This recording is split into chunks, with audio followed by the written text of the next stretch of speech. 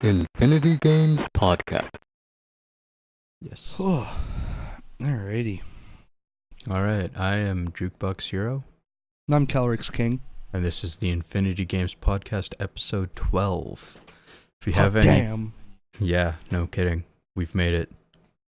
3 months. Why did I have to think it's been 12 weeks? Lol. Shit. If you have any feedback for us, if you have anything you want us to talk about, anything that you'd like us to, talk about more, you can hit us up on our Facebook at Infinity Games Podcast or our Twitter at Games_podcast. Yeah, those. Yeah, those. With the things and the stuffs. Yes. The Yes. the tweets and the posts? Comments? Comments. Dick pics. Not those. Aw.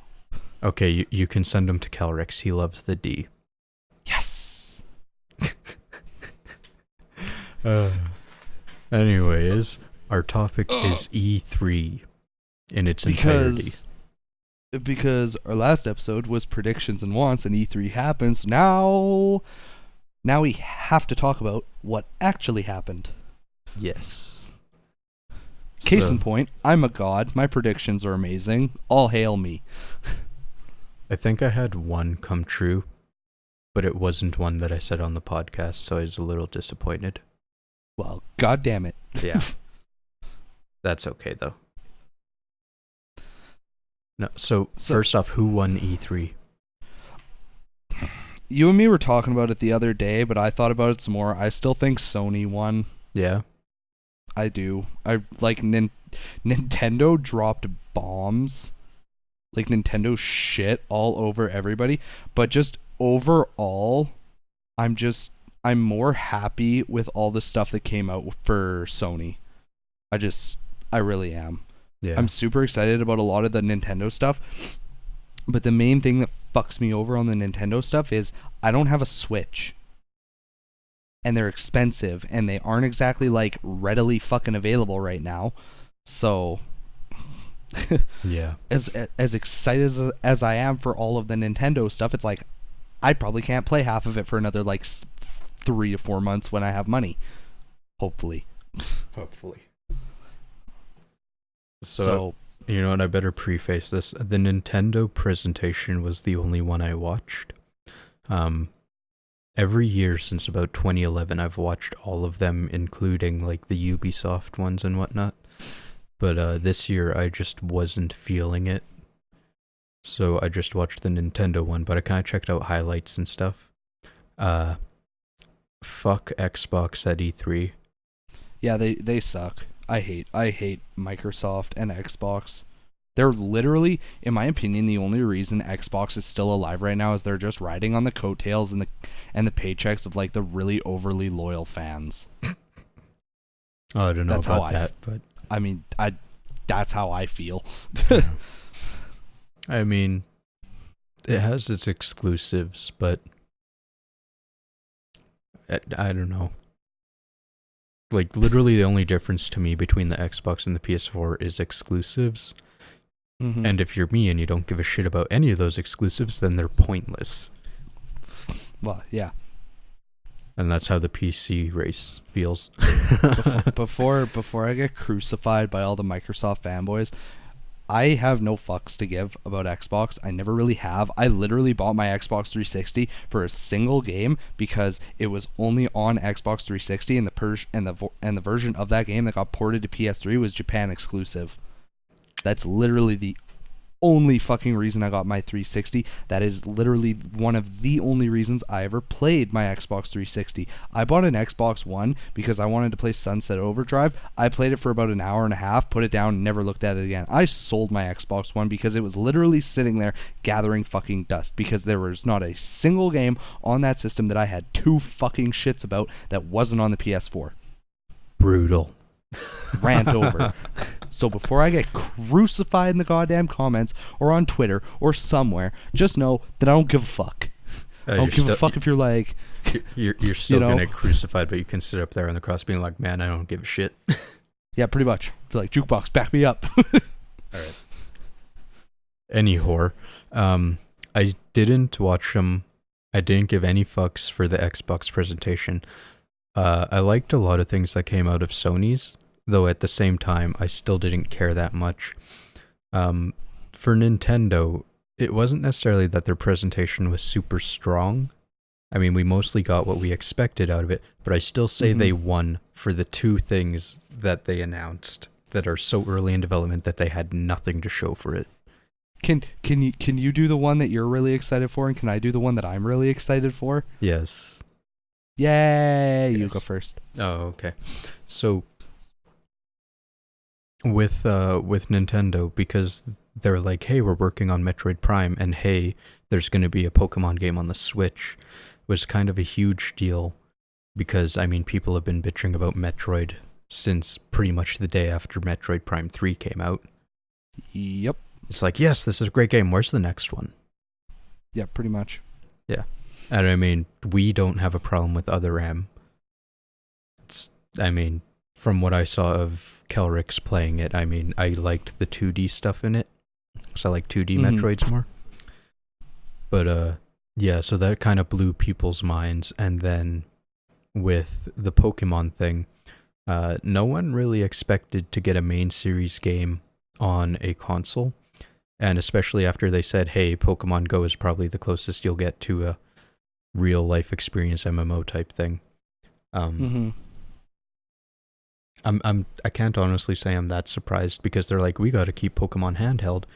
The Switch is technically, in some regards, a handheld, because you bring it with you. Agreed. So I don't feel like it's that much of a stretch. It's not like they're backpedaling on what they've said. More Odyssey. It was really nice to see more of Super Mario Odyssey. I'm actually really excited for Super Mario Odyssey now. I know, because you were like crazy skeptical. I was fucking terrified. I was like, this is goddamn fucking Sonic 06 all over again with the people. But then you watch the actual Super Mario gameplay, and it's like, if you find the whole thing on YouTube, it's like a solid like 22-minute video. Like, they go all through like one small part of a world. They run around in the city for a little while. They show you how much different shit you can interact with. Like, it actually looks like a buttload of fun. Yeah. See, it didn't necessarily blow my mind, because it was kind of what I expected to be. The big surprise to me was kind of that you can take over enemies using your hat. My gripe with the New Donk City is still the same. Like, it feels like Sonic Adventure, and I don't mean that in a way like it's a hub world and you use it to move around and stuff, because it is a level. It's more that it's super uncanny valley. Yeah. Especially to have people, like more realistic people, and then Mario beside him, who is technically supposed to be a human. Yeah, I agree. I don't like it.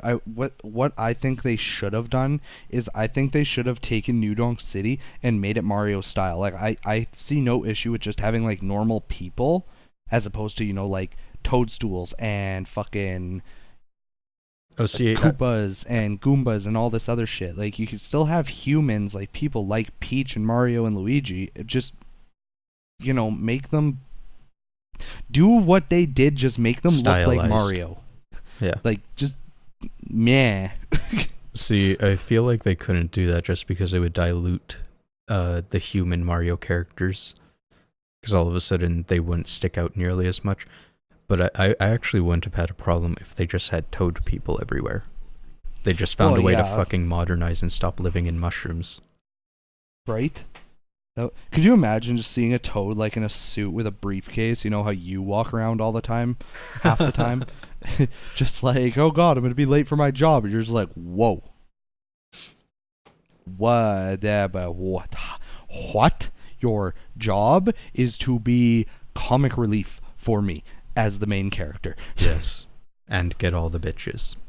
All the bitches. Toad gets all the bitches. All the bitches.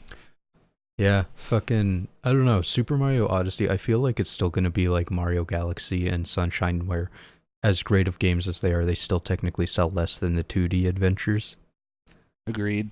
But, yeah, I'm kind of excited for that, mostly because other people are excited. It's the same with Metroid Prime 4, because I don't give a single shit about the 3D Metroid games, but the fact that everyone else is happy and they're finally getting something they've wanted for a really long time makes me happy. So I get on the same hype train. Honestly, I'm kind of hit or miss with Metroid Prime. Like, I think the fact they're doing Metroid Prime 4 is fucking awesome because people love those games, but I played Metroid Prime 2. I got it for Christmas, like back when it first came out, right? Oh, and really? I played it. Yeah, I played it and I enjoyed it. It was a great game. But here's my issue with it: is they're really unforgiving.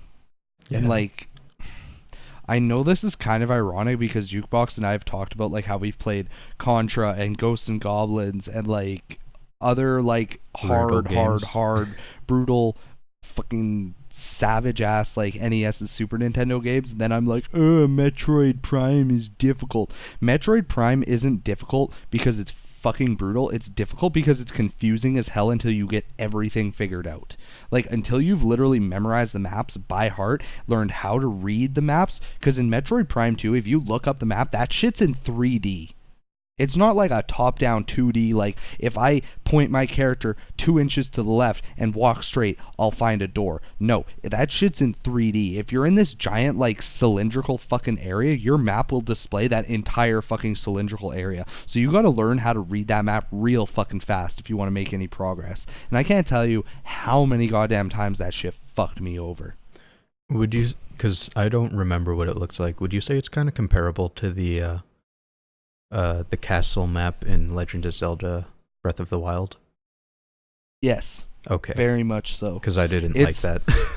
Yeah, they're the maps in Metroid Prime are very much like the maps in Breath of the Wild. Like when you're in any of the ancient beasts or whatever, it's very much like that. Except they're more detailed.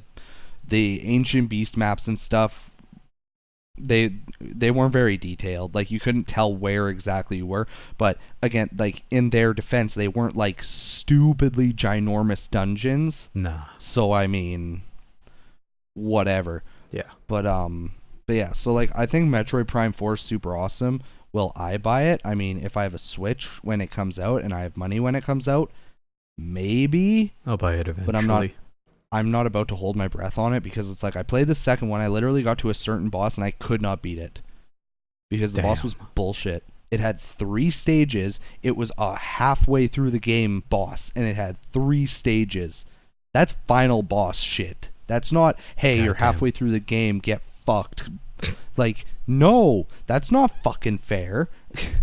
So the idea, I don't know. Go ahead. You're going hard, dude. You're getting ragey. I'm mad. Bring back bad memories. You got salt all up in there. Yeah. No. I'll slightly rant about how bullshit that boss is, and then we'll move on. I want to talk about Pokemon after that.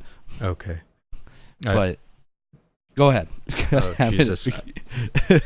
Did you just say my name? No. Oh. Say my name. Jukebox. So, no, I was just going to say I might play Metroid Prime 3 because I can't stand using the C-stick as dual analog on the GameCube. Mm-hmm. Like, that's what made me stop playing the first Metroid Prime. But I just realized, because I was looking at my shelf, looking through my games and stuff, looking for Super NES recommendations, and then I was looking through other things just because, and I kind of remembered that I had a lot of games that I didn't remember I had. And one of them was Metroid Prime 3. Nice. On the Wii? Yeah. Well, the Wii. It came out on the Wii, so like, I think think I could get into pointing at the screen to aim the cannon instead of using a C-stick. I honestly don't know how I managed to do that when I was like 13 because I can't remember what game it was, but I played something on the GameCube a while back and it was the same thing. The C-stick was your secondary analog stick, and I couldn't do it. I think I played whatever it was. I literally cannot remember, but whatever it was, I literally played it for 15 minutes and I was like, fuck this. I know. I'm going back to something else. There's a 007 game, I think it's called Agent Under Fire. It has fire in the name, but it's on GameCube and it's the same thing. C-stick is to aim, and it is the worst fucking thing. Yeah, it definitely wasn't a it definitely wasn't an Agent the 007 game or anything. I don't know what it was. It's unimportant. Yeah. But, Goddamn Metroid. Okay, tell us about the boss and try not to shit your pants while you do it. Okay, so the problem with this boss is there's 5 total platforms. There's one in the middle, and then it's like there's like a secondary circle on the outside that's cut into quarters. You know what I mean? So you have like kind of like you have like a quarter moon shape, and there are 4 of those in a bigger circle surrounding the main circle platform. Okay. Does that make sense? Yeah. So you start the fight, and this thing is in like this larva state, and those 4 outside platforms aren't there yet. So you start on just this big circular platform. This thing's literally just like jumping in and out of the water. When it jumps out, you have to hit it with your grapple beam, pull it in, and then you have to like shoot it in the face a few times, then it'll fuck off, and you just rinse and repeat. That part isn't hard. The second part is it like turns into like this, I think like a cocoon state or something, and you just have to like swing around and like blast it apart with like super missiles or something and power bombs. The third part, though, it turns into this big like Mothra fucking thing.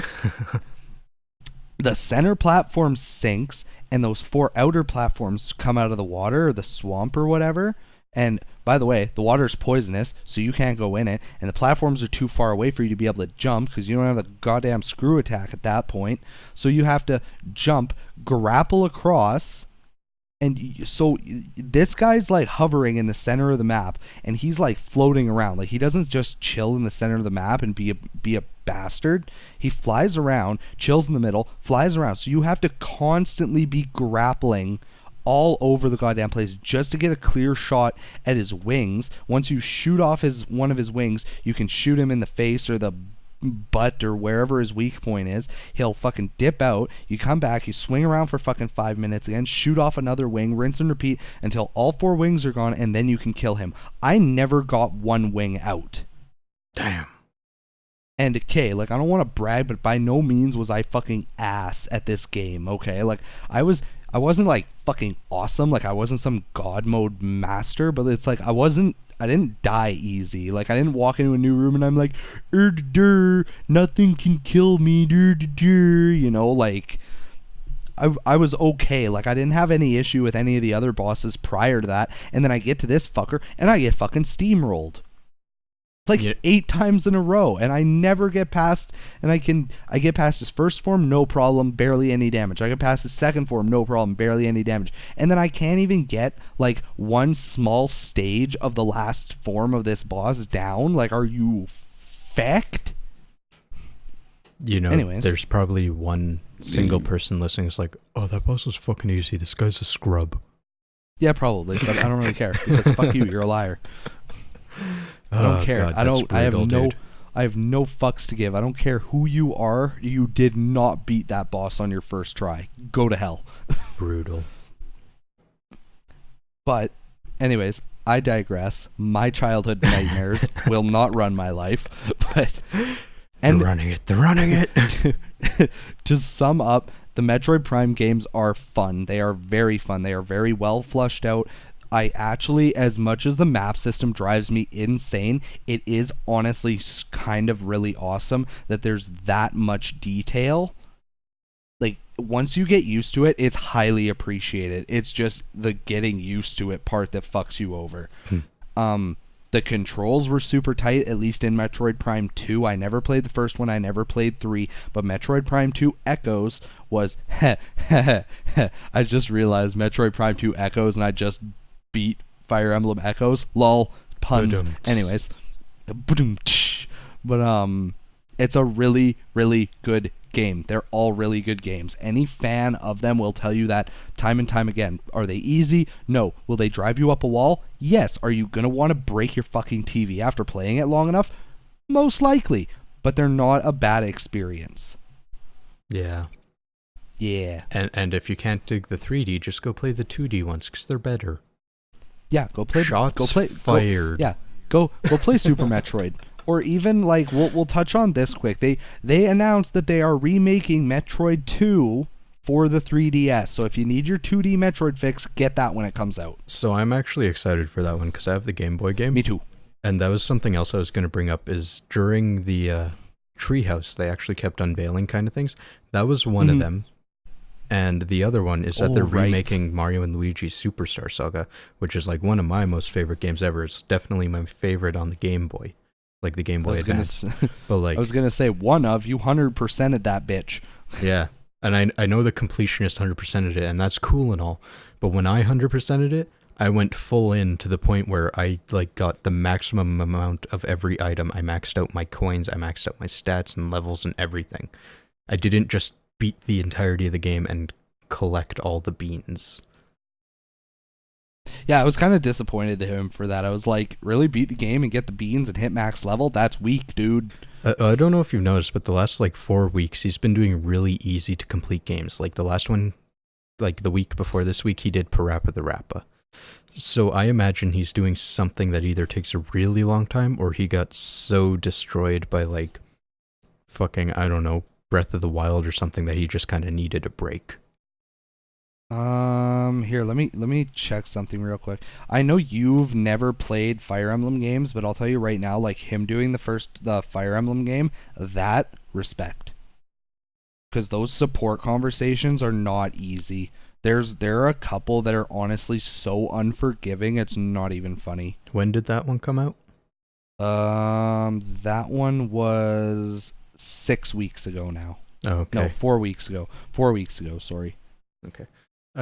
Yeah. You know, I only really had one other thing, and then you can talk about Pokemon, and that's the, Okay. of the actual games they announced for the Switch and whatnot, the one that actually got me the most excited, more excited than Yoshi, than Metroid, than Mario, than frickin' Pokemon, was Kirby. And I know that's really weird because it's just fucking Kirby, but I thoroughly enjoy the like Dreamland type games and like whatever brings it back to that original NES classic, and even like Kirby Superstar. Like those games were fucking excellent. And this new one, it has 4-player multiplayer. And what I like about it is that it's not Kirby and a bunch of fucking Waddle Dees or something. You actually have powers. You can actually fend for yourself before you have to move on. And then Kirby can also suck you up and use you for more power. So you're actually supportive to the people you're playing with. My number one fucking issue with games like this, though, is that, well, actually, I'm watching the trailer real quick, but like, correct me if I'm wrong, but it's like if you and me are playing 2-player and I'm playing Kirby, do you also get to play Kirby, or do you have to play some generic ass enemy? I'm pretty sure I have to play one of the other enemies. See, to allies, me, I guess. To me, that's fucking bogus, because it's like whoever's playing Kirby gets a massive advantage. Because if I play Kirby and Jukebox is playing like a bomb guy or whatever, awesome, he gets bombs, but I can literally do whatever the fuck I want whenever I want and still suck him up for more powers. But he can't suck me up. He can't suck a different enemy up. In my opinion, it's just not fair. It was the same thing when the first Dreamland game came out for Wii U. It was like, cool, if you're playing Kirby, awesome, but if you're playing DDD, Waddle Dee, or Meta Knight, you're stuck. Yeah. Well, I think that game was on the Wii, Return to Dreamland. Oh yeah, you're right. Yeah, but that's what I was saying though, is looking at the enemies they have now, I enjoy them more than DDD, Waddle Dee, Meta Knight, because they actually have some power to them. I don't have to rely on Kirby to actually move the fuck on.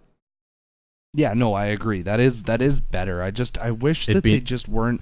Just give me a different colored Kirby for player 2. Exactly. Just let me be like fucking blue Kirby or something, and just let it be. Just cooperate. Well, that's the thing though, because Kirby games have always inherently been like one-player games, all the way up through like the N64 and then the Game Boy games until they had the Amazing Mirror, where you could play as multiple Kirbys. But like. Yeah. The ones they have now, if you're playing in a single player experience, it's kind of like Mario Galaxy 2, where second player just kind of sat there and shot star bits. Yeah. It's like that, but what I like is that it's more interactive, and at this point, they actually have a bit more give. Yeah. Yeah. I don't know. I just really like Kirby. I do too. I fucking love Kirby. It's just one of those things. Yeah. It's just, I'm like, just Give us a Kirby game. That's great. But let everybody play as Kirby so everybody can have whatever fucking power they want whenever they want.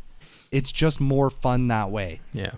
See, it still doesn't bug me that much. Like, I know why you're irked and stuff, but like, if I ever got a Kirby game, I would pretty much never, ever, ever play it multiplayer. It's just the fact that this one has multiplayer and the allies aren't just like lumps of coal. Yeah, of course. Like, I think playing that, like, I sound like such. If they made like a multiplayer-centric Kirby, and the focus was like, hey, you can play with all of your friends, and they didn't make it all Kirbys, then I'd be a bit more angry. Agreed. And okay, I'm just gonna preface real quick. I'm not a salty piece of garbage. I love it's like we say in probably every episode. We probably sound like a broken record. We're angry because we care. We care. We bitch because we care. I love Kirby. Kirby's one of my favorite Nintendo characters of all time. I used him in Smash Bros, the original Smash, all of Melee, and it wasn't until Brawl where I started moving on to other characters. Like, Kirby was everything. Yes. Kirby was one of my first ever NES games. Kirby was one of my first ever SNES games. You got it on the fucking NES? Yeah, I had Dreamland for a while. But I don't. Lucky son of a bitch. It's like everything else. I don't know where the fuck it went. Fucking cash money up and fucking gone. Lucky motherfucker. And then I had Kirby Avalanche, which was like the fucking. Oh, I have that. Yeah, Pokemon. It's fucking Yoshi Attack or Tetris Attack or whatever, it's but fucking Puyo but Puyo. Kirby. But Kirby. Yeah, I also have Dream Course.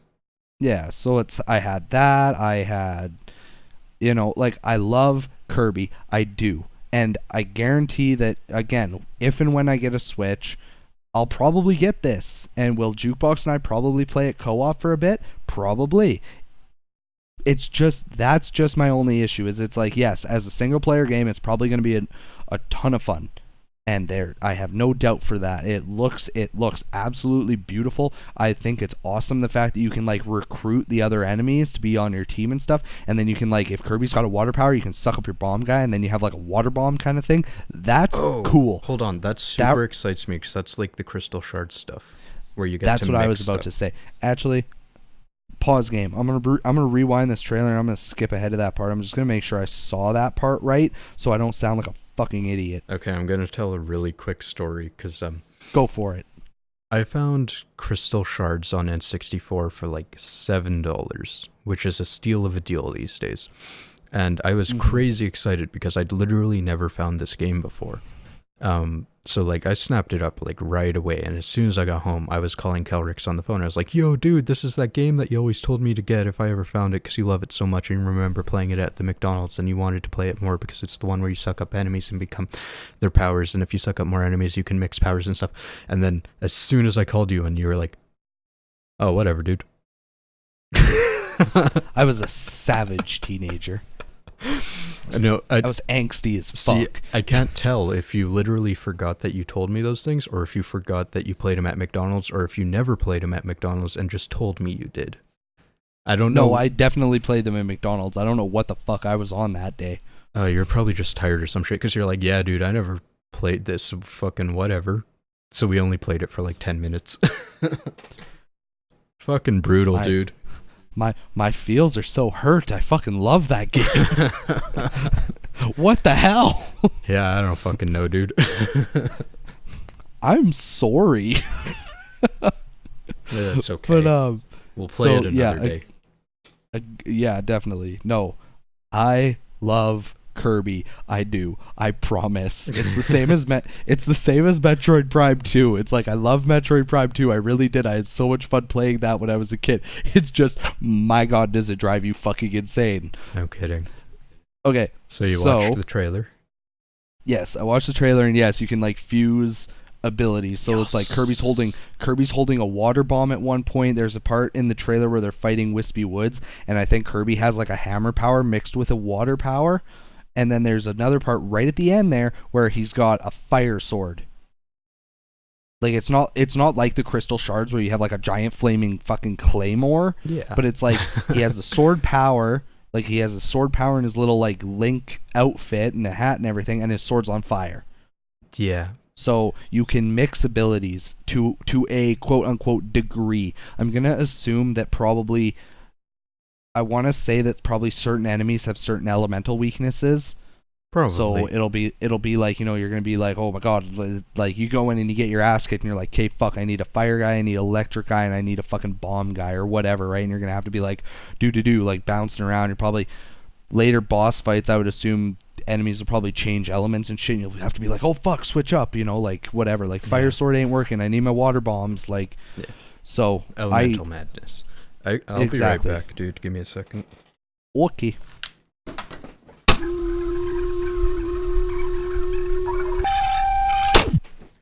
All right, I'm back. Alrighty. Tell me the thing about the Pokemons, then we'll move on to Sony. It's not Pokemon Stars. Oh, good. It isn't. I swear. If it is, fuck me. I'll go on record and apologize and say, shit, fuck me, I was wrong. But I'll tell you right now, it is not going to be Pokemon Stars. It is not going to be Gen 8. They're going to be fucking assholes like they always are, and they're going to give us some fucking goddamn Poke Park 3 or something. Perhaps. I'm super excited, but I have no confidence. They're going to be fucking assholes about it. So, okay, I have one hope that it might be like Pokemon Stadium /XD Revolution. I would shit my pants if we got a new Pokemon XD game. Those games are fucking awesome. Yeah. But, okay, so it may not be Stars, in name. But it very well could be, though. Well, I don't think they'll do Stars just for the fact that they're doing Ultra Sun and Ultra Moon. It'll be Damn like I keep Black, forgetting White, about those. Black 2 and White 2, where they didn't do Gray. But I wouldn't be totally surprised if it was like Gen 8, because they did say core RPG. However, at the same time, I feel like that could also be Mystery Dungeon. I don't know how loosely they use the term core. Because here's my issue. Pokemon has always been a dual series. There are always 2 games every generation. That's just how it works. So, my only issue is, if they make it for the Switch, it's going to sell for full price. Right. So, they have to do one of a couple of things. If they want to do Gen 8, they have to make it they'd have to make it, for one, it would have to be a lot bigger. Like, honestly, if you think about it, a normal Pokemon game, size-wise, isn't feasible for a console. Because it's just not using up enough space. Well, it's feasible. It's just you'd want more out of a console game. Exactly. If you give, this is a stupid want, and I know it'll never happen, but if they somehow gave us a Pokemon game where we could go between multiple regions, like a la Gold and Silver and Crystal, how we could go between Johto, Kanto. No, I was gonna say Janto and Kota. Smooth. Yes. You can tell I love Pokemon. Anyway, if we did something like that, but because the main thing is, Gold and Silver feel a lot bigger because there's 16 badges, but when you look at it from more of an analytical point of view, the game actually is only about 1.3, 1.4 times bigger than a standard Pokemon game. Right. Because it's like you get your first 8 badges, beat the Elite Four, and then at least for me, literally, I was 1 hour into Kanto and I had 3 badges. It goes fast. Yeah. And then it's you get your Kanto badges and off to fuck up Red. That's it. There's no separate Elite Four or anything. So I definitely think if they wanted to do Gen 8, it would have to be a singular game, which also lends to the possibility that maybe they'll just do Pokemon quote unquote Stars, which I don't think it'll happen. I have no hope in hell that it'll actually happen. If they do, I'm not going to be mad. I'd be fucking ecstatic because I want the Alola region to be a lot better than it actually is, but yeah. I'm not holding my breath because we still have Ultra Sun and Ultra Moon for hope, just not very much. That's true. Ultra Sun and Ultra Moon I think will be good if they do gyms. Yeah. Honestly, bring gyms back. Boom, your game is instantly 10 times better. That's fact. Yeah. But I think if they did Pokemon Stars, and it was 8 gyms in the Alola region, and then off to Kanto or something, like your or original off theory. Like everybody's original theory, because for anybody who doesn't know, because we never talked about this in the podcast, because Pokemon Sun and Moon, exactly, and also Pokemon Sun and Moon came out long before we started doing Infinity Games podcast. So Sun and Moon released live action trailers to hype up the game. The first one was a kid flying from Japan to Hawaii. He's alienated, etc., etc. He doesn't feel like he belongs. He's having a hard time. He gets Pokemon, and then at the park, he like immediately makes friends because everybody's playing Pokemon. Awesome. Friendship. The second trailer is them playing the game together, him and all of his new friends, and it's like, they have a blast and they like strategize and all this other stuff, and they're just like having fun, right? And then the third trailer is they're like really hardcore into the game, and they get into an argument with some older kids, and they're like, oh, we'll Pokemon battle for it, and it's honestly really dumb. but it's Pokemon, it's cute, right? So like they get their asses kicked, and then it's like they're like doing like strategy meetings, they're like writing notes in a notebook, and they're like collabing like during school and stuff like this, and they go back and then they win the rematch or whatever, respect, handshakes, all this bullshit, and then the kid has to go back to Japan for whatever reason. It's never explained. So he flies back to Japan. So the thing is, that all mirrors what happens in Sun and Moon. Your character in Sun and Moon is from Kanto. Like, you moved to the Alola region. That's like the whole plot. And then throughout the game, you're getting more comfortable. You're taking the island trials, blah, blah, blah. So everybody was like, holy shit, we're going to get to go back to Kanto at the end of the game. And then they were like, lol, fuck you, no. Yeah. So I think if they did Stars, cool. Just give us 8 gyms in Alola, take us to Kanto, give us an entire storyline in Kanto.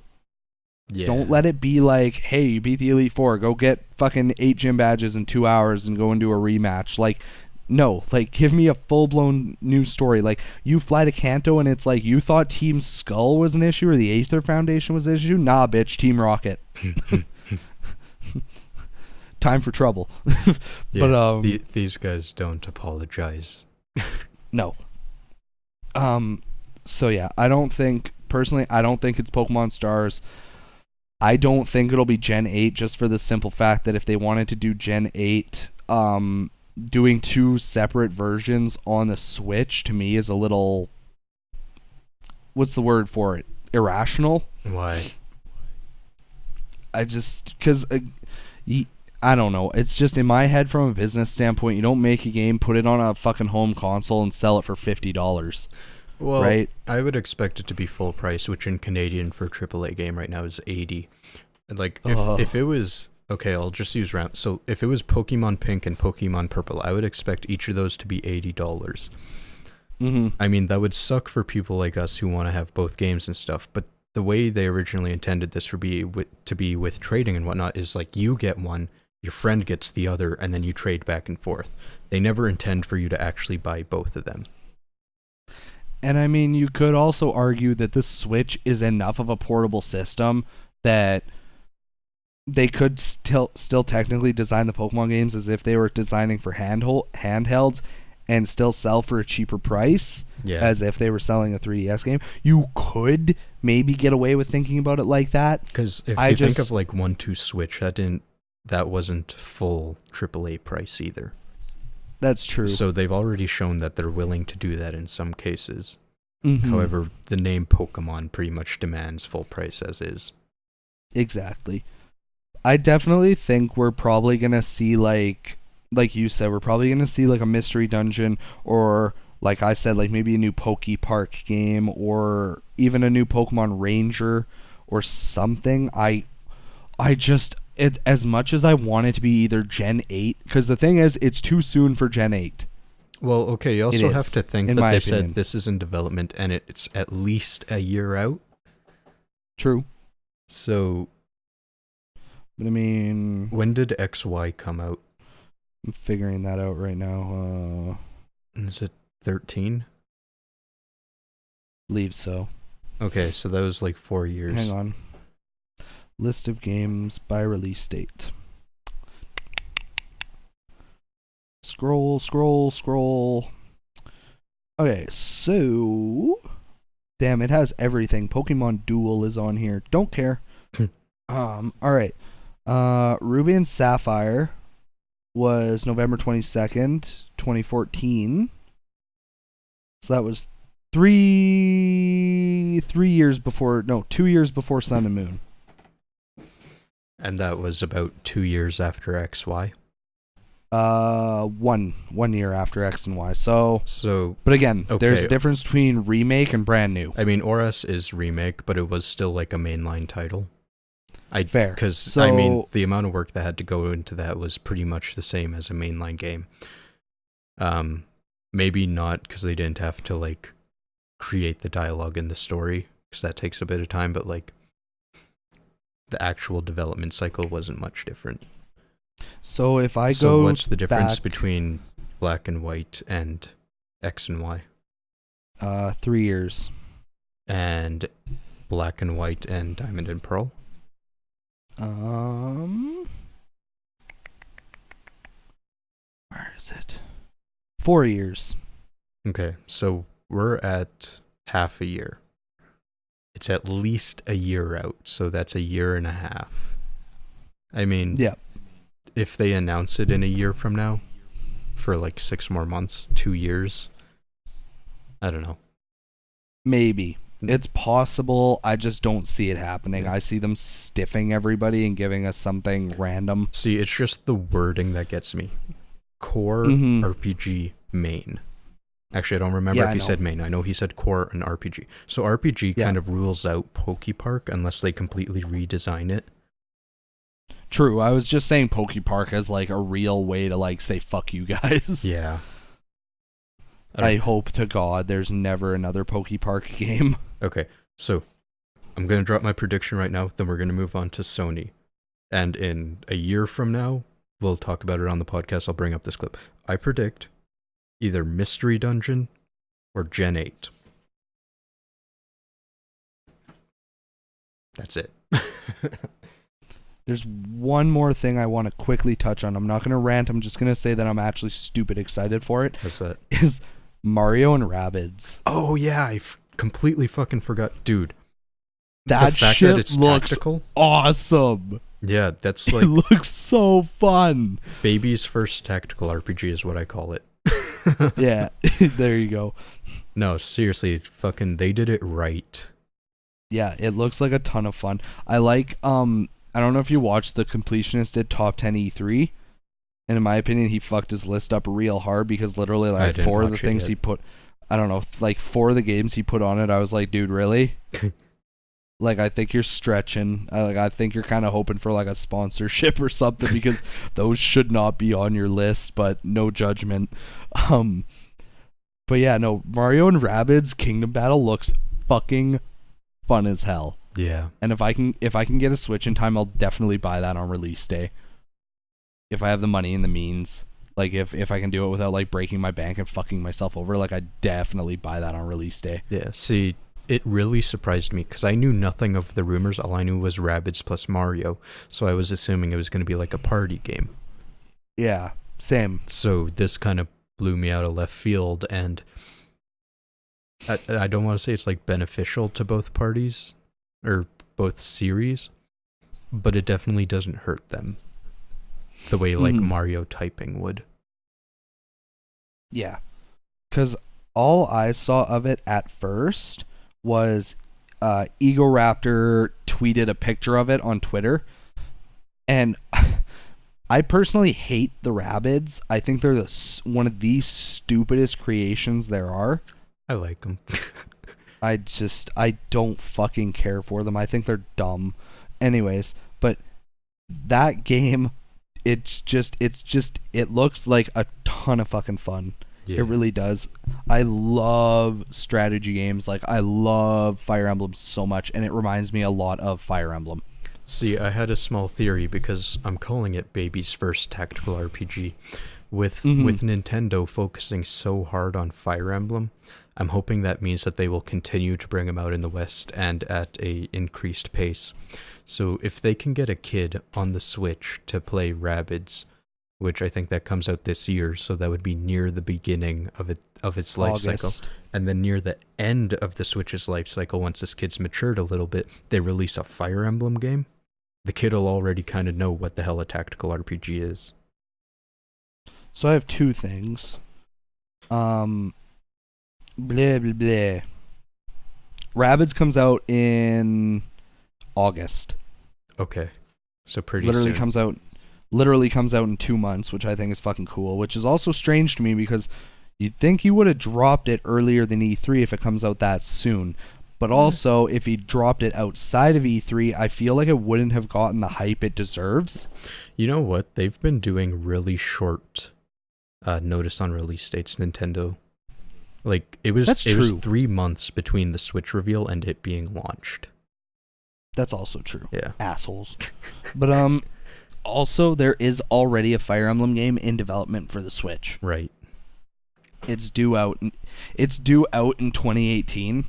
Okay. It's not supposed to be like a piece of garbage like Fire Emblem Warriors kind of thing. I'm still salty about that. I forgot something. Oh god. Xenoblade 2. Oh yeah, that. Because you predicted they'd have more of that, and they did. I predicted a lot of things that came true. Actually, I think that was one of my wants. It was. It looks pretty. It does. I gotta get my Wii U back from Motorcycle Guy. Yeah, you gotta do that. Because I lent it to him so he could play Breath of the Wild. So has he played it? Oh yeah, he played it and beat it, but his older brother was gonna play it too, and he's either still working on it or just hasn't gotten to it. So I think I'm gonna message him and see if he won't. You can wait. Can't bring it over. Well, yeah, that's just it. They've literally had it for like months now. Yeah. They've literally had it since. Yeah, they literally had it for probably almost 2 full months now. So I mean, yeah. If they haven't beaten it now, like tough shit. I want to play games. Damn it! Need the Xenoblades. Yeah. Well, yeah, that's just it, because I was actually having fun with Xenoblade Chronicles, and I was like, I got to spread the love for Breath of the Wild. I got to enable the less fortunate, you know what I mean? So. Okay, so but yeah. You said you had two things. One of them is they are developing Fire Emblem. And the other was that Rabbids is coming out in August, because you said you weren't sure when it was coming out. Okay, I have literally one last fucking thing. Okay, and then Sony. Yeah, the release date for Mario Odyssey is really weird to me. October 27th. October 27th. Why is that weird? Well, because they were saying 2017 holiday and stuff. I feel like if it came out closer to Christmas. I mean, Halloween is a holiday. Oh, God. I'm joking. Don't kill me. It's just, I don't know, it's weird. I don't know. I might have to do some analytics and stuff, like do some research to see what they might be targeting by releasing it then instead of the Christmas season. Because the majority of the time with big developers is they will release their big titles and their giant games either during the summer when all the kids are out or on Christmas when they're fucking getting them from their parents. No, I agree. It's strange because like they literally said coming 2017 holidays, and that's just it. That's Christmas. Yeah. So why is it suddenly bumped forward like 2 whole months? Like, I agree. That's weird. Yeah. I'm not mad about it. See. It's just weird. I mean, I don't necessarily have a problem with it either. I'd like to encourage more video game companies to do that rather than dropping all of their shit at Christmas. Oh, it's the worst because then it's like mom and dad are like, what do you want? And it's like 9 different games because they all come out at the same fucking time. Yeah. I don't know. Nintendo's been doing really well with kind of their release schedule. Like, if you think back to the NES days, it was like each company could do 5 games a year. I mean, they don't necessarily have that anymore, but their release schedule is like, we're showing you everything you're going to get on the Switch. You're getting like 1 or 2 a month. Here it is laid out. Yeah. Okay, so. You know, it's funny because I said I'd be fine with doing a short one, like 30 to 40 minutes. We're at like 50 and we're just starting the second part. I mean, so Sony's more my bag though, because it's like you and me can both rant about Nintendo, but it's like I know you don't really have any fucks to give about the Sony stuff. Yeah. Like I know it's because you're excited to see the stuff. Yeah. Like I know you still get excited for like God of War and stuff like that, but it's like I'm never gonna fucking play them. Exactly. Like you'll probably come over, hang out. Like when I get God of War 4 eventually, it's like I know you're probably gonna come hang out, chill, whatever. Yeah. But like, I mean, you're not about to be like, oh my god, the Sony E3 was so great. I need a PS4 like right now. Yeah. Like, no. So I'm honestly kind of sad that I didn't watch the presentation, because I saw like a little GIF set on Tumblr, which was just the title of each thing that they kind of announced or talked about, and I was like, oh, there was a lot of good stuff in there. Yeah. So I'm trying to just think of like, because it's like I'm gonna rant, quote unquote, Yeah. but I'm not gonna like, fuck me up, hit me. Okay, you know what? I'm gonna start with a thing that like I had the most fucks to give about. Like I literally saw it and I was like, nothing else at E3 matters anymore. Was we got a new Kingdom Hearts 3 trailer. Yes. And I pooped myself. Yeah, I saw it and I like, figured you would. I'd be lying if I said I didn't almost cry. But I need that game. Like it's not a fucking joke. I said to my girlfriend this morning, I was like, when that comes out, assuming I have a job, and my God, I hope I do at that point, I'm literally booking time off work. I've said this for the last 4 years. I'm literally booking a week off work. And now that I'm streaming and stuff, I am streaming that game front to back and I'm not stopping. If that game 48 hours in, you'll be calling me like, dude, girlfriend's sleeping, bring me more diapers. Pretty much. I mean, I'll stop for like, to shit. Oh, I'm only kidding. Right? Of course, it's like you have to stop, but I'm like, yeah, it's just that. It's like, I'm going to regret it time come, because it's probably going to be like a fucking 40-hour game with my luck. But like, no, like I'm serious. Like I'm not stopping that game for anything short of like me literally passing out while playing it. I will stream that game front to back in one shot. I'm pretty adamant about that. That's KelryxsKing on Twitch. Hey, KelryxsKing935 actually. But anyways. So did they actually talk about the game, or did they just show a trailer? It was just a trailer. It happened because the Kingdom Hearts orchestra thing was going around. It's not, in my defense and in our topic's defense, the Kingdom Hearts 3 trailer is not technically E3 news. Yes. Like it was not talked about at E3. But the fact that the trailer literally dropped like 2 days before E3 makes it relevant enough for me to not give a shit. Because I said we'd see, I predicted and I said I wanted Kingdom Hearts 3 news. And I also predicted that if we got Kingdom Hearts 3, we weren't going to see anything from Final Fantasy VII Remake. And look what fucking happened. Ba-dum-ts. So, boom, I'm on a roll. I saw that too. I was like, my fucking God, how could they not? I'm a god. Anyways. So I got a Kingdom Hearts trailer and I almost cried because I've been waiting for that game for like damn near, when did Kingdom Hearts 2 come out? I want to say 10 years, but that seems really excessive. No, it's not. Kingdom Hearts 2 came out like 12 years ago. What am I talking about? Yeah. It had to be before 07 because it didn't come out when Googles. the PS3 was already out. I'm guessing 2005. 05. Oh, shit. Hey, Jukebox with the fucking psychicness. But yeah, I've been waiting 12 goddamn years for this game, and I'm probably going to be waiting another fucking full year. I'm probably not getting this shit until 2018. Yeah. But I don't care. The pain. I will book time off work. I will buy a bunch of energy drinks. I will wear adult diapers. No, I won't. But I'm playing that game front to back in one shot, and no one's stopping me. If I get a phone call and it's like, your mother's in the hospital, she can wait. I'm kidding. No, there will be Oh, exceptions made on account of family tragedy. But so, anyways, I lost my mind when I saw that. Bricks were shat. Bricks were shat. I knew you'd be excited about it. The other thing that again I predicted I wanted and I got was more God of War shit. Yes. It looks so good.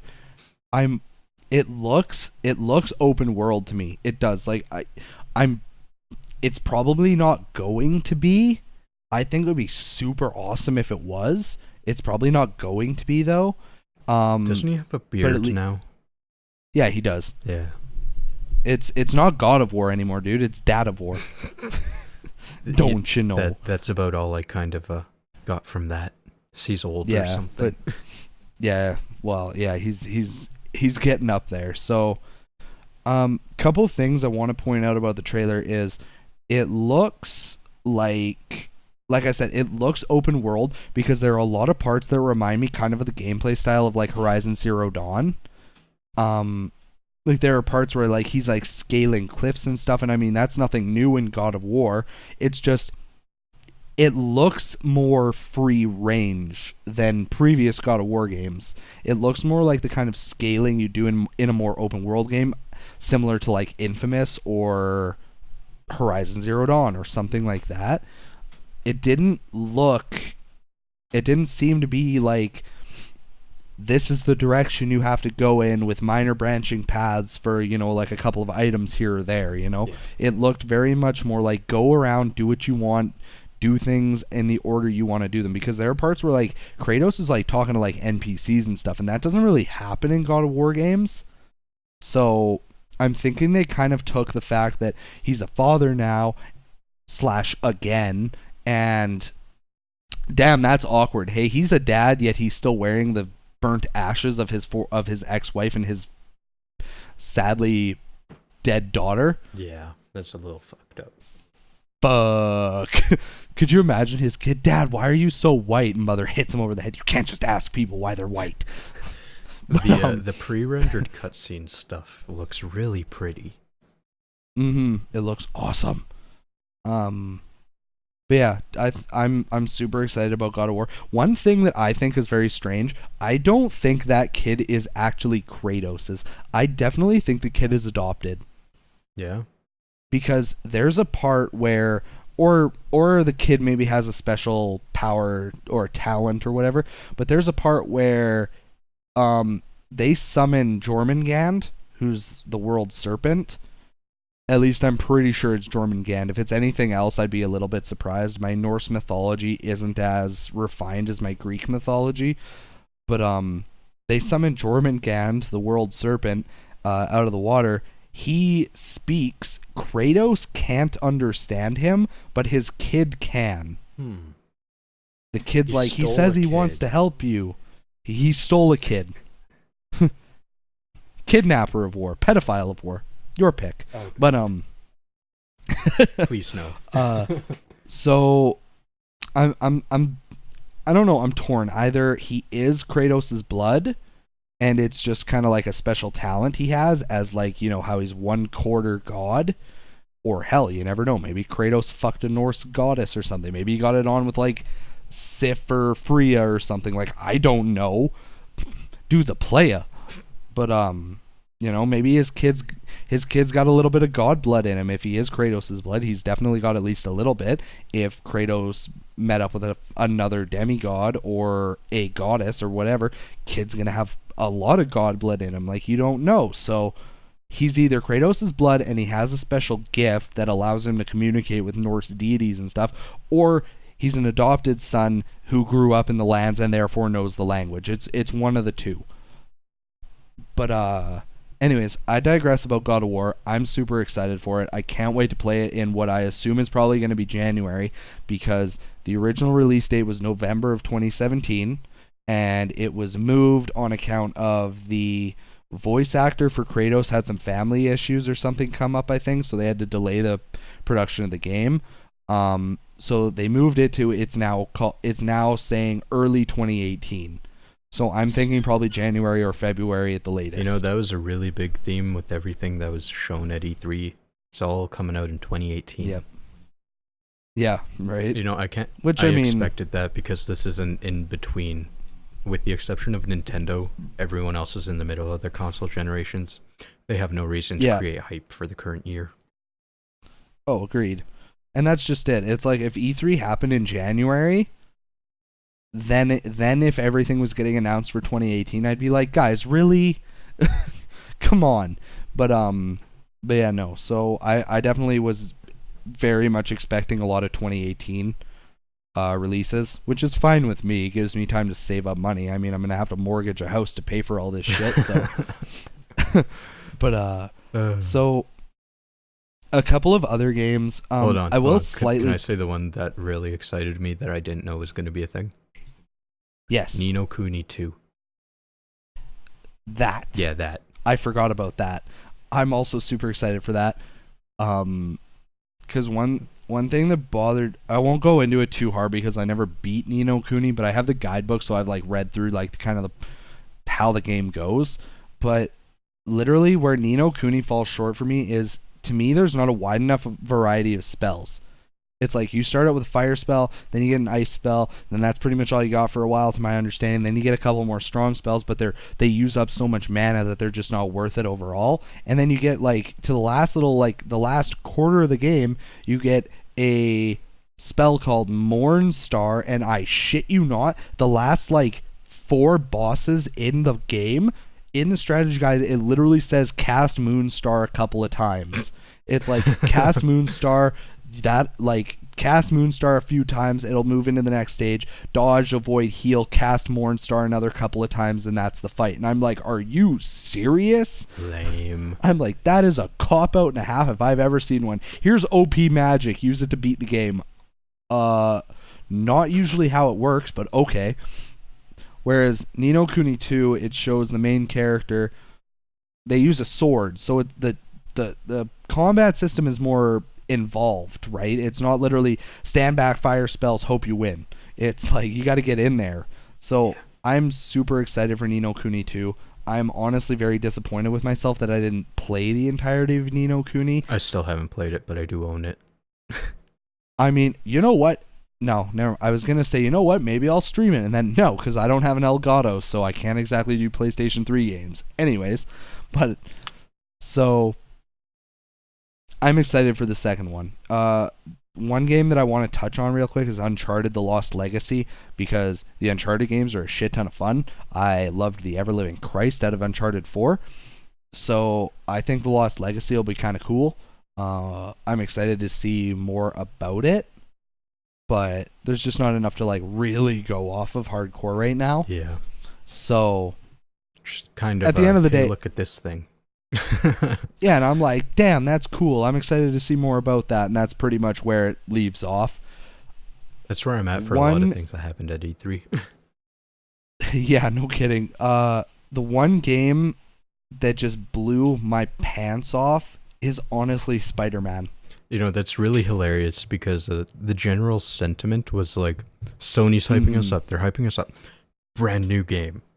New IP for us. Sony exclusive. And everyone in their heads is going, Last of Us 2, Last of Us 2, Last of Us 2. Spider-Man. And then everyone collectively groaned. Yeah, no, but honestly, I don't care. It looks I think good. it looks so good. I'm super excited for it. And to anybody who hasn't seen the Spider-Man 2, the new Spider-Man for PS4 gameplay trailer, I'm going to say something that could or could not be interpreted as a spoiler. If you don't want to hear it, skip ahead about 30 seconds if you're still listening. Did you skip? I hope so. At the end of the trailer, when Spider-Man's done his thing, there are 2 kids watching in the crowd. One of them walks away while the other's filming with his camera and says, Miles, let's go. The kid turns around and he's a darker skinned kid, like of African American descent, and he smiles and runs away to follow his friend. That's Miles Morales. That's Ultimate Spider-Man. That's fucking awesome, and I hope you get to play him in the game. Spoilers over. I hope it didn't fuck you over. Anyways, that game looks exciting. Sick. It looks so good. And I'm really, really excited for it. I will buy and play the hell out of that. Because it reminds me of, do you remember way, way, way back in the day when I first got my PS2 and I rented, or no, it might have been my game on GameCube actually. Either way, I rented Spider-Man 2 and you and me literally just swung around the city for like hours. See, I don't remember that, but I do remember renting a Spider-Man game on the N64 and just swinging around for hours. Because I had Spider-Man 2 on the Game Boy Advance, and same thing, swing around for hours. It's just fun.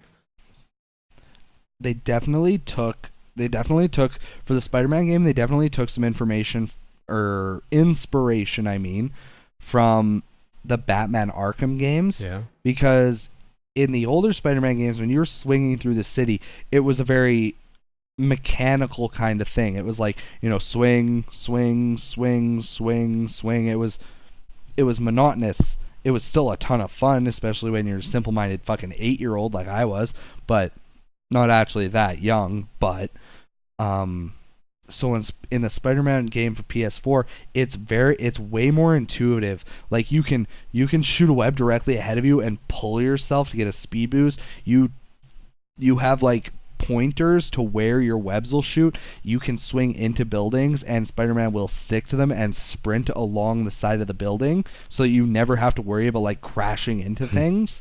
Like you have full range of movement, and I just think that's so unbelievably awesome. Also, the fighting seems super fluid. He seems very much like Spider-Man, because in the Spider-Man comics he's developed his own martial art that he calls the Way of the Spider, and it works because his spider sense gives him like it's a small form of ESP essentially. He can read ahead of what a person does because the spider sense enables him to register threats that are about to happen. It's a sixth sense it's literally a sixth sense for him. KelryxsKing over here dropping a knowledge bomb. I need to breathe. So, the Way of the Spider is his own unique martial art that emphasizes reading what the enemy's going to do and countering and flipping and doing whatever you have to do to come out on top. And it works very often, and it's a very, very powerful part of what Spider-Man is, especially in his prime in the comics, which I'm also excited about because I found information that says that the Peter Parker / Spider-Man in the new game is going to be 23 years old and like already graduated from college, and he's supposed to be a very successful scientist. Ooh. So that's super cool to me because that adds a bunch of maturity to him. It implies that he's probably been Spider-Man for 5 or 6 years already. Like he knows what he's doing. Yeah. He's been through it. He's gone through, like the tragedies and the difficulties of being a new superhero. He's learned about all his powers. He's figured them out. He's used to it. He knows what he's doing. And I think that's a big reason why the movement is so fluid. I think that's a reason why the fighting is so fluent and clean, and it feels so good, and like all this other stuff. I feel like I sound like I was at E3 and I was playing the demos. I wasn't, but I've played enough games where I can watch gameplay and know what a game feels like. Yes. So I'm stupid excited for everything Sony announced, pretty much, minus a couple of things. Like I don't care about like Detroit Becoming Human. I don't care about Gran Turismo. I don't really care about Days Gone. I think Days Gone is a cool concept, but it's like I'd be lying if I said I wasn't kind of over the zombie genre at this point. It feels so overdone to me. It's like The Walking Dead, cool. Like World War Z, cool. Like Resident Evil, yay. Like there's 95 new zombie games every fucking year, it seems. Yeah, it's pretty much as bad as vampires were too. Yeah, vampires were bad for a little while. We need to find a new creature to fucking make everything about now.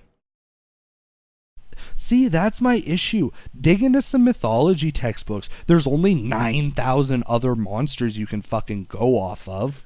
I mean, the only reason Zombies is doing so well is because it's easy to make survival horror type things out of it.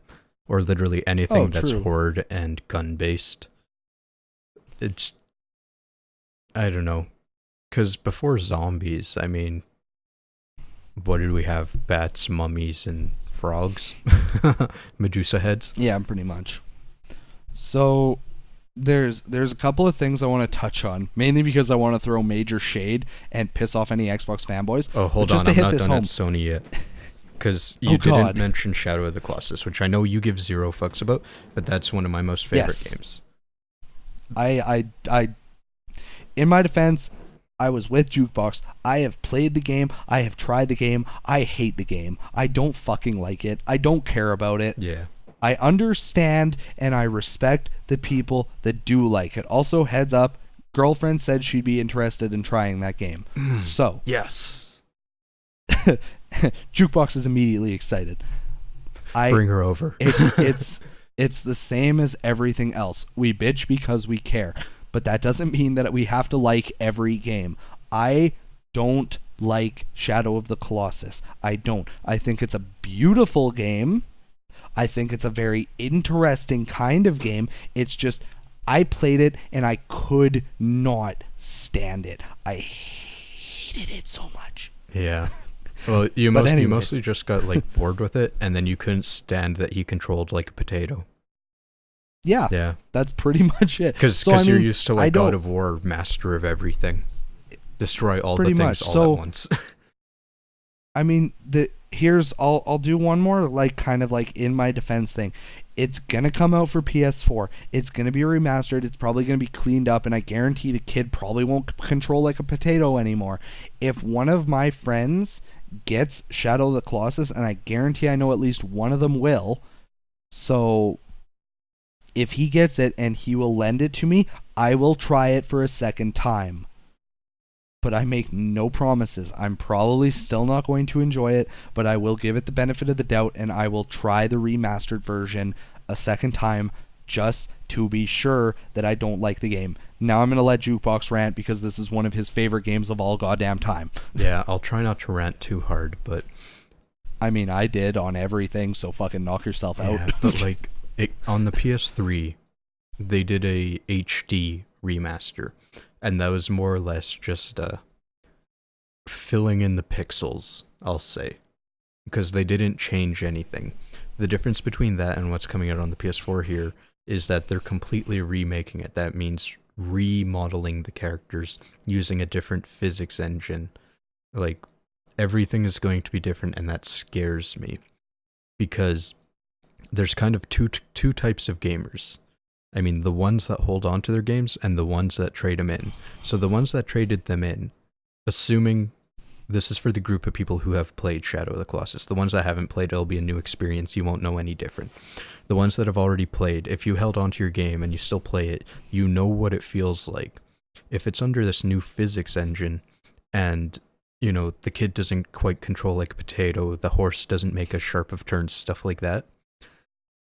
Even if it fixes things that didn't feel right in the original game, it's just different.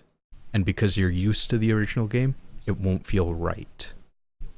And I'm really scared for that because they have to completely redesign the physics engine that they're using because they're remaking it. They're not just making it look prettier. Like, I don't know. It's just kind of scary. Like, even if when you're climbing the Colossus, if the Colossi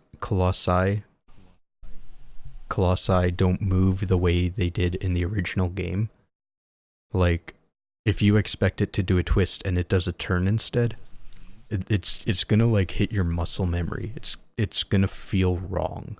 And I have the feeling, because it could still be a fucking incredibly great game at that point, but the people who originally played it on the PS2 and even the HD remaster on the PS3, they'll play it and they'll be like, this isn't right, this isn't good, and it won't get as much praise as it probably will deserve. I'm done ranting. That was like my concern. I agree. That's pretty much it. Is because yeah, it's not a remaster. It's a remake. It's it's similar to what they did for like Heart Gold, Soul Silver for Pokemon and like Omega Ruby and Alpha Sapphire. It's the same core game, but it's completely revamped. So New engine, new graphics. exactly, like you don't know, and it's like I'm on the opposite side of the spectrum. I think they'd be stupid not to change all that stuff. Why not make it a brand new experience? You know, it's because I'm sure how many people are there that probably have Shadow of the Colossus like literally built into their bodies to the point where they could literally play it blindfolded, like Jukebox just said, with muscle memory. Like, you know exactly how a Colossus is going to move. So if you give all the Colossi some new moves and some new motions and all this other stuff, immediately you have a brand new game, essentially. I think that'd be cool. But it's just a matter. It's going to hit everybody in the nostalgia, and it's going to fuck up everybody that's played the game religiously. It's going to hit you in your muscle memory, and I wouldn't be surprised if a lot of people gave it shit reviews for that because they're like, oh, it's not the same. And it's like, it's not that it's worse, it's just that it feels worse because you're used to dealing with the PS2 version controls, you know, like, yeah. But so yeah. Well, kind of in the same vein though, like if they made it so the kid didn't control like a potato, I'd be pretty pissed because that completely defeats the purpose, because at the start of the game you're supposed to be like this fucking idiot who can't even like stand straight. Like, you're supposed to feel unskilled, and then by the end of the game, one, you're more used to it, and second, you've probably gotten some lizard tails and have more stamina, so you don't feel as fucking useless anymore. If they just make it so you don't feel useless from the very beginning, it misses the point of why you felt useless to begin with. Yeah. I'm excited about Shadow of the Colossus, the remaster, remake, I don't know what remake. It is either. I think they're calling it remaster, but it's a remake. I'm excited for Shadow of the Colossus on PS4 because my excitement for it is literally only because I'm excited for Jukebox, and I'm excited for all of the other people that love that game to death. I am beyond happy for them. Yeah. Because they've wanted since, for how long they've wanted Shadow of the Colossus 2 or a true remake or something. They've wanted something Shadow of the Colossi forever. Yeah. And they're finally getting it, and I am beyond happy for them. It's just that I don't fucking care for the game, so I have no fucks to give right now. That's like me with Metroid Prime 4. Exactly. I'm not in the boat of I've wanted something. I mean, I didn't expect this, and the fact that it's coming out doesn't change anything really. It's just, it's nice that it is. Something I noticed though is I did not see Team Ico's name anywhere in there. Eco. Excuse me. You're right too. So I'll assume it's being done by this Japan Studios or whatever. So I'm not sure how that affects Team Eco, because they came out with The Last Guardian, and we know they have long development cycles, and that Sony just pumps them full of money because they unleash gold. In my wants for E3, I wanted to hear something from Team Eco, like a new game that, even if they're starting development and it doesn't come out for 5 years, that was one of my hopes. Shadow of the Colossus remake, close enough. So I just looked it up real quick, and it's saying that it says a remake of the game with ultra high definition art assets is currently in development by SCEI Japan and Bluepoint, and scheduled for release on the PlayStation 4 in early 2018. Yeah, so Eco's not involved. And then it's still their property, but yeah, I don't know. Yeah, it's weird. Yeah. Oh well, I still don't have The Last Guardian, but I also don't have a PS4. Oh. Okay, I'm seeing some stuff and it's a little confusing, but like, I don't know, maybe you can make some more sense of it. Their Team Eco's parent company is SIE Japan. Oh, okay. So because SCEI Japan is redoing Shadow of the Colossus, Team Ico could still be involved. They just aren't getting the praise. Like, they just aren't the main developers. That might be what's going on. SCEI, isn't that Sony's like internal? It's kind of like Nintendo's fuck, now I can't Sony remember. There's Computer EAD. Entertainment. Like, their internal something. development studios. I think so. Yeah, so if SCEI is working on it, quote unquote, good chance because they own Team Eco. Team Eco's working on it. Okay, and I just dug a little deeper, and there's a possibility they aren't, because it says Eco developed with Team Eco, because I'm looking at Japan's SIE, Sony Interactive Entertainment Japan Studio. That is what it all stands for. I'm looking at their game list right now. Eco says developed with Team Eco in a note. And then if I go down to Shadow of the Colossus, it says developed with Team Eco. But then if I scroll down to... Oh, wait, hang on. Last Guardian. Hang on. Yep, I'm just trying to grab it. There it is. Then if I get to The Last Guardian, it says developed with Gen Design. But Team Eco is still stated as one of the developers of The Last Guardian. It's the same if I scroll down to where Shadow of the Colossus is. It says developed with Blue Point Games. Yeah.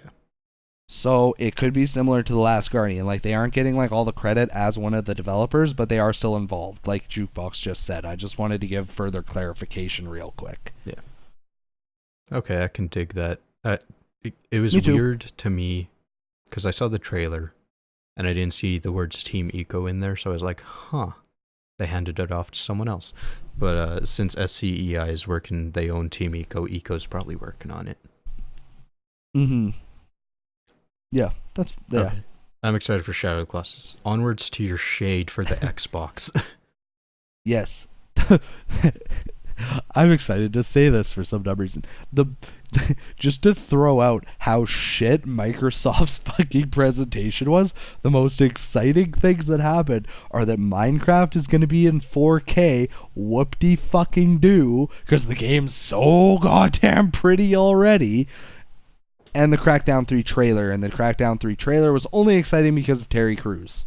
Okay, so there's two other things that you didn't mention, which are the only things I want to mention for Xbox, because as little fucks I have to give, they still, they kind of said some things that people care about. Forza 7 is a thing. It's pretty. Go race cars. They created a new IP called Anthem, and I only watched the trailer of it, and it's a third-person shooter. I cannot have any fucks to give. I'm excited about that game. I honestly forgot about that. Admittedly, stupid excited for Anthem. I think it looks awesome. My only thing is, it has to compete with Destiny, and Destiny is already this huge beast. Yeah. But the thing is, the reason Anthem doesn't count, in my opinion, and the reason why it is not a savior of the Microsoft conference is because it's on PC and PlayStation. So I don't have to give a single fuck and a half about Microsoft to play and love that game. Right. So fuck you, Microsoft. Die in a fire already. No one likes you anymore. Except... Lots of people like you. I just like hating on you. I was going to say, except like the 25, 30 million people who own an Xbox One. Yeah, that. And then the other thing is like, they're finally releasing Project Scorpio. It's like the Xbone S Neo X or some fucking shit. I don't even care. Pretty much it's 4K graphics, and I have zero fucks to give about that or the PS4 that has 4K graphics. Yeah, the Pro. Yeah. It's like a shoddy little... It's the same way I felt about the new 3DS where they added a C-stick and a bit more powerful processor. I'm like, you're just kind of extending something that already exists. Like, I see zero reason to go spend like another $500 just to get the 4K graphics, especially since you don't have a lot of content in 4K yet to begin with. Like, I just want to point something out real quick, just to like kind of put into perspective. So they did the Nintendo 3DS, they did the Nintendo 3DS XL. Then they did the new Nintendo 3DS XL, which is the one that Jukebox just talked about with like the C-stick and the extra shoulder buttons and, a slightly more powerful processor. That's all well and good, but just to put it into perspective how like somewhat pointless that is, I bought my Nintendo 3DS XL, I think, a week outside of its release date. Which, let me just fucking pull this up real quick. 2014? God damn it! Nah, it was 2012, Oh, I believe.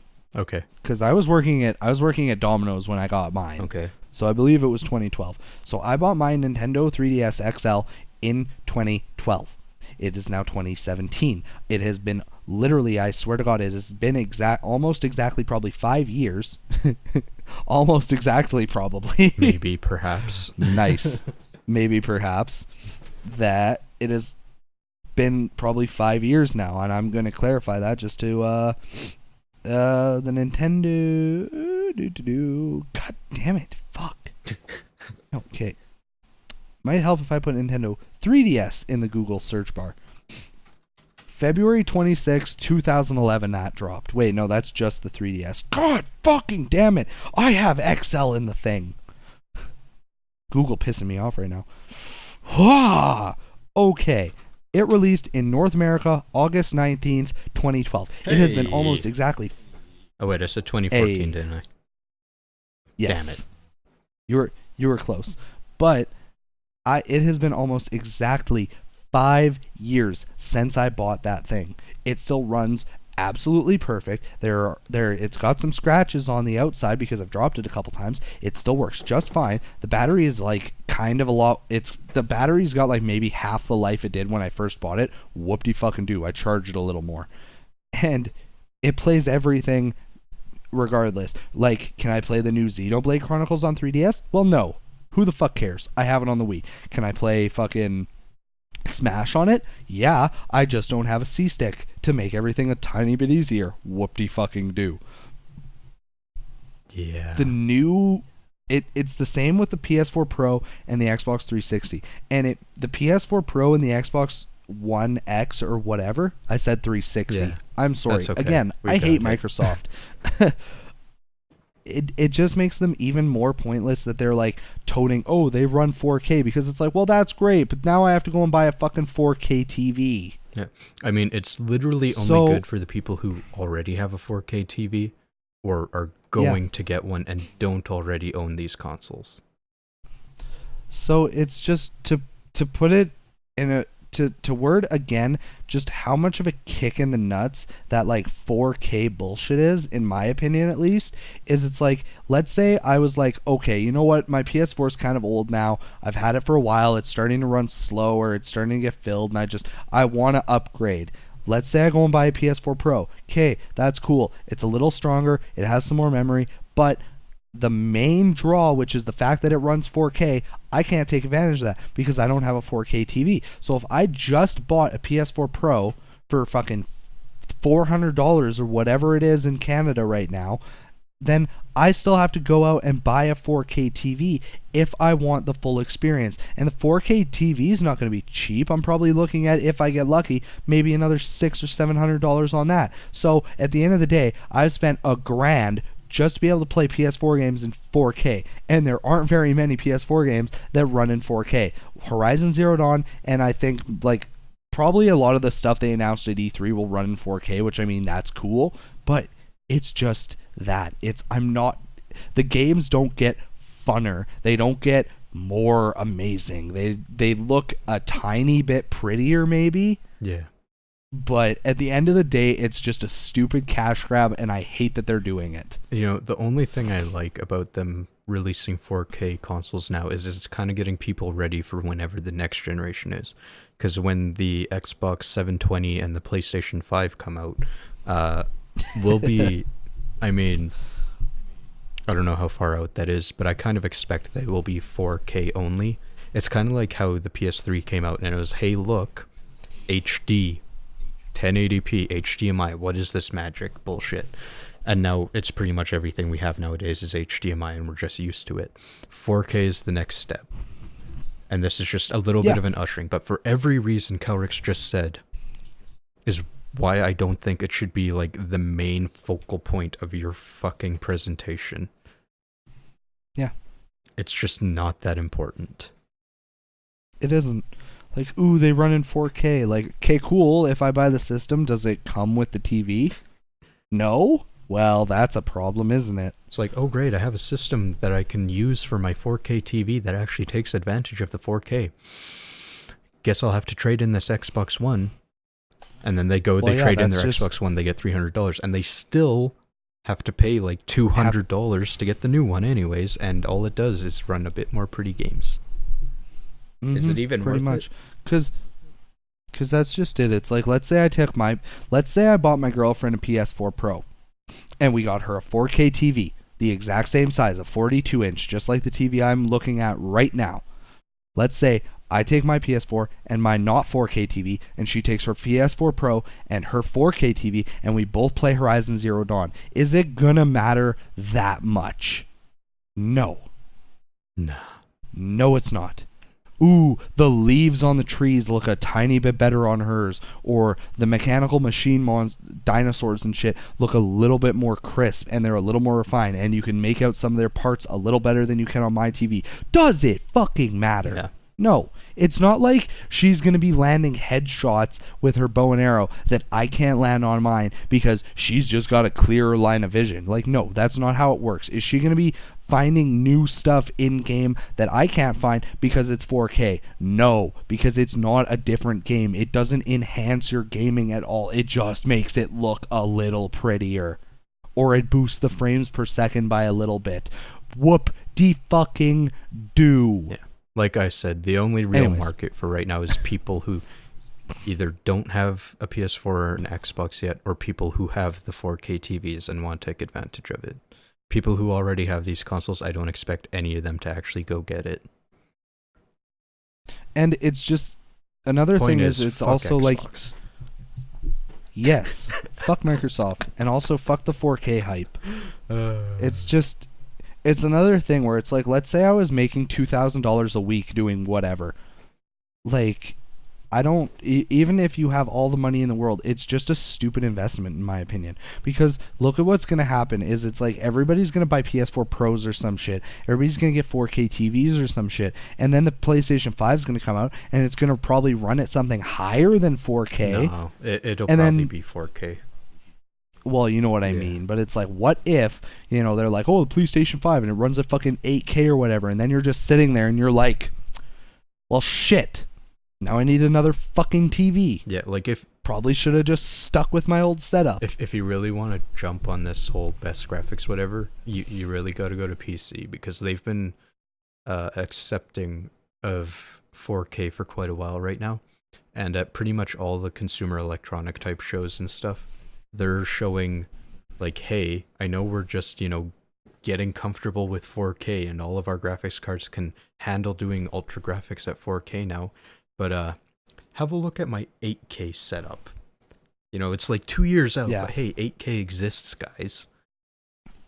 It's just like Jukebox said, if you're that much of a graphics whore, go to PC. Yeah. Don't worry about consoles if you're a graphics whore, because you're never going to get what you want without dropping stupid amounts of cash and wasting your time. Also, I am actually a little scared that 4K, because even as it is now, it's super common. I mean, if you're buying a new TV at this point, you're probably getting a 4K TV, but most likely. I honestly only know about 3 people who even have a 4K TV at this point. I'm a little scared that we're just going to skip it right by and go to 8K, because technology is working so hard to push out all these pixels. Like, we had CRTs for the longest fucking time, which for video games was 240p, and then once they could take advantage of it, they did 480. I mean, those had really long time spans where they were in those resolutions. And then we got HD. We got 720p and we got 1080p, and, games run in 720p and stuff, but we pretty much skipped it right by and said, fuck it, we're going to the 1080p televisions. I feel by the time we're actually comfortable with 4K TVs and stuff, it's just going to be gone. Everyone's going to be ready to get an 8K. Yeah. It'll blow over, and it'll be like 4K never existed. But anyways, to wrap up super quick. Yeah. Who won E3 for you, Jukebox? Nintendo. Just to clarify. I agree that Nintendo is like a 99% for me. The main reason Sony won. Because, and again, I will state again, just for the record, Kingdom Hearts 3, its trailer was not an E3 thing, but it was so close to when E3 dropped that I don't care, and I'm counting it anyways. We got Kingdom Hearts 3 news, we got more God of War, we got The Last of Us 2, we got Death Stranding, Days Gone, Spider-Man, a little more Destiny 2 news. Like, we got all this massive stuff for Sony, and it's all coming soon. Like, very soon. It's not like summer of 2018 and like blah blah blah, and it's not for a console that's brand new that isn't readily available. That is the only reason Sony really wins for me. If the Switch had already been out for a year and I already had one, Nintendo would probably win. Just by a hair, but simply because I don't have a Switch in my possession and I'm probably not going to have one for at least a few more months, Nintendo does fall behind just slightly. So for me, Sony wins. Microsoft can still suck a dick. Yeah, Sony made a close second for me. And I know you're saying for you, Sony wins. For me, Nintendo wins, but I think in general, as like a general consensus for the gaming community, Nintendo still won.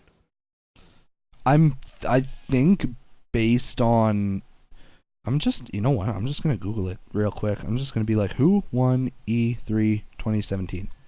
I'm just going to see what the general consensus is.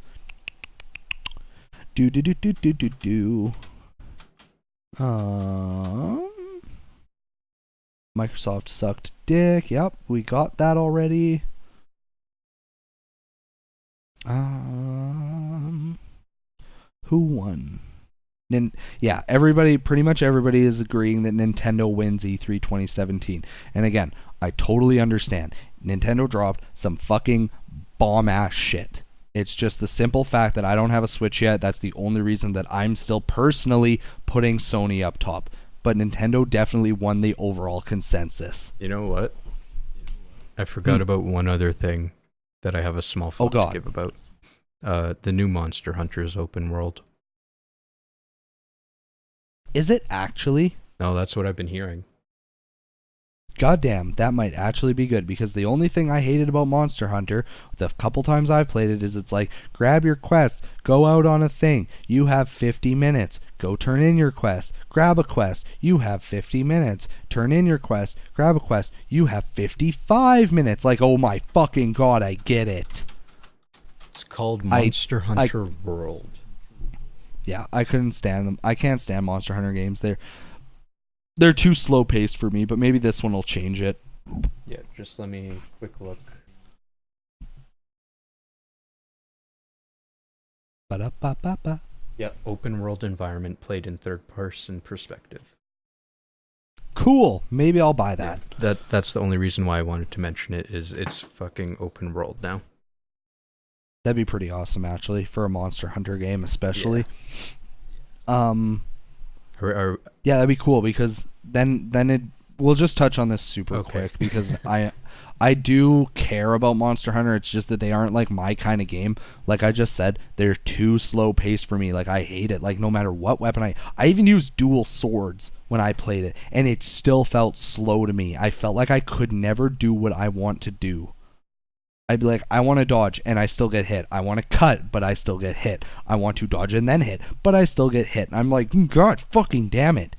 And any like hardcore people, because we have one friend, Mohawk Man, we've talked about him. He's obsessed with Monster Hunter, and he's also very good at Monster Hunter. So if he listens to this, he's probably going to be like, dude, you're nuts. It's totally fine. You just have to figure it out. But therein lies my issue. I shouldn't have to figure it out. You shouldn't have to master a game to be able to play it. You know what I mean? Yeah. It's not fair to me. It's not fair that you should have to bum around and get your ass kicked for however long before you can, like, get into it and have fun and do what you want with it.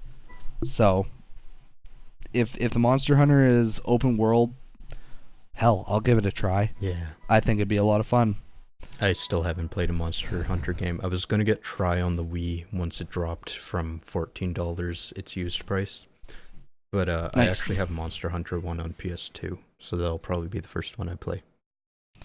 Which feels appropriate to me to play the first one in a series and then work my way through the series. It's one of those things, like, I want to tell you not to even bother because, like, honestly, like, everybody agrees that the first one's pretty trash. Guess I'll play a trash game then. Yeah. But, so yeah, Sony wins E3 for me, Nintendo wins for Jukebox. Who wins for you? We'll put a Twitter poll up. Yeah. Go check us out at games_podcast. That's actually a wonderful idea. I'm gonna go vote on that. Do it. Do it. But anyways, for episode 12 of the Infinity Games podcast, I'm KelryxsKing. And I'm Jukeboxhero. And we'll see you guys in episode... Are we skipping 13? 13's an unlucky number. Nah, it's super lucky. We're hitting that thing hard. Okay, cool. Can we record it on a Friday? Sure. Yay! We'll see you guys in the next episode. Catch you later.